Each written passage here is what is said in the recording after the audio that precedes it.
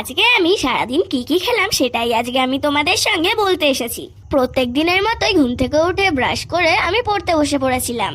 আর তারপর মা আমাকে রোজকার মতনই কমপ্লেন দিয়ে গেল। সেটা খেয়ে তারপর আমি পুরো পড়াটা কমপ্লিট করে নিয়েছিলাম। আর তারপরে মা বাবাকে বললো যে একটু মাছ নিয়ে আসতে। আর বাবা দেখো, মার জন্য মাছ তো নিয়ে এসেছিল আর আমার জন্য পরোটাও নিয়ে এসেছিল। আর সেই জন্য সকালের ভাত খাওয়ার বদলে আজকে আমি পরোটাই খেয়েছিলাম। আর আজকে দুপুরে মা করেছিল মাছের ঝোল আর পালং শাকের ঘ্যাট।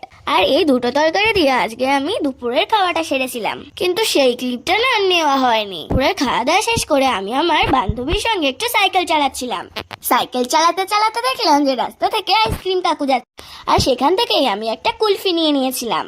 আইসক্রিম খাওয়া শেষ করে আমার একটু ঝাল খেতে মন চাচ্ছিল, সেই জন্য আমি কুরকুরে নিয়ে এসেছিলাম। আর মা, ঠাম্মি, আমি তিনজনাই মিলেমিশে খাচ্ছিলাম। তারপরে তো সন্ধ্যা হয়ে গেছিল আর আমি ঘরে এসে পড়তে বসে পড়েছিলাম। সন্ধ্যাবেলায় মা একটু চুষি পিঠা বানিয়েছিল আর আমি তারপর একটু চুষি পিঠা খাচ্ছিলাম। আমি তো এখানে চুষি পিঠা খাচ্ছিলাম আর এখানে দেখো মামা যেহেতু ডায়েটে আছে সেই জন্য মামা মাংস সিদ্ধ খাচ্ছিল। আর আমি না চুষি পিঠাটা মামাকে লোভ দেখিয়ে দেখিয়ে খাচ্ছিলাম। আর আজকে আমি সারাদিনটা এমন ভাবে কাটিয়েছি।